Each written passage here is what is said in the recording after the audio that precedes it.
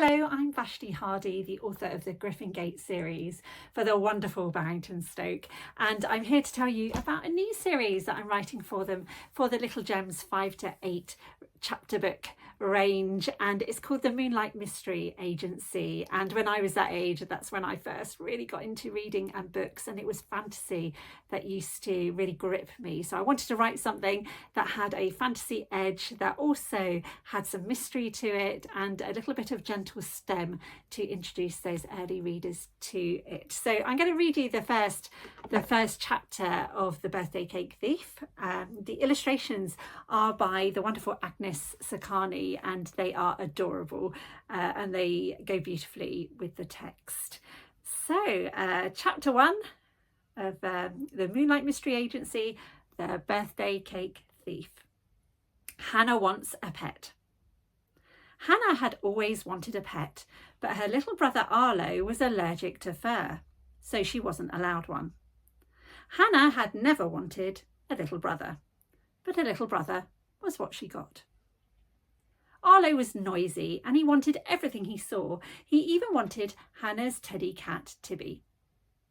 One day, Arlo took Tibby at dinner time. He had done that before, but this time it made Hannah angry.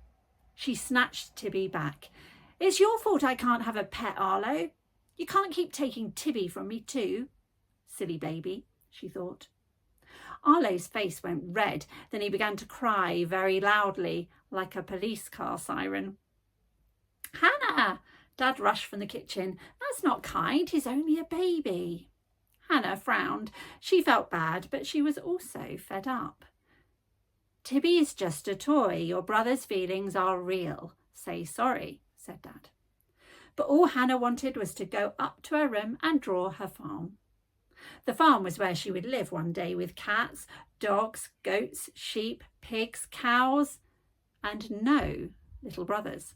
Hannah stormed off. "Well, you can stay up there until bedtime then," called Dad. Hannah was glad her bedroom was in the attic. It was up steep stairs, too high for Arlo. She lay on her bed drawing pictures of her farm in her art book. Her bed was her favourite place, not just because she loved going to sleep and dreaming about her farm, but because it was special. It had been her great-grandpa Monty's bed when he was little. Hannah's bedroom had been his bedroom too. The bed was so big that no one knew how it had got up the stairs. It had a white metal frame and gold bedposts. Great-grandpa Monty must have loved cats too, because there was a weird hole in the bed frame. The hole was the same shape as a cat's head. It looked a little like a keyhole. It began to get dark and Dad came to see if Hannah was okay. "Would you like a bedtime story?" he said. "No," said Hannah. She got ready for bed, brushed her teeth and put on her pyjamas by herself. "I want a pet," she said softly. "You know we can't get a pet," said Dad. "One day you can, when you're grown up. Poor Arlo might never be able to." He put a glass of cold milk on the table by Hannah's bed. "Being kind to your brother is important," Dad said. Hannah turned over. Dad sighed and switched off the light. The full moon rose over the rooftops. Hannah hugged Tibby close and looked up at the ceiling. It was midnight blue with gold stars. Sometimes it made her feel as if she was flying.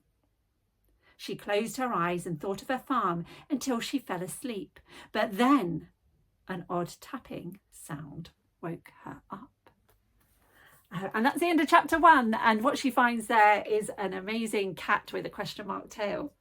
And the cat's called Ace and it can talk, and it has a key round its neck that of course fits the bed frame, and then her bed turns into the most marvellous hot air balloon. Her roof disappears and they fly off into the sky and into a cloud and into a magical world of adventure where there's a big mystery to be solved. There's a robot unicorn there who has lost its birthday cake and seems to be blaming everybody else in this world, like the little tiny trolls and the talking trees and the cog bunny and all these things.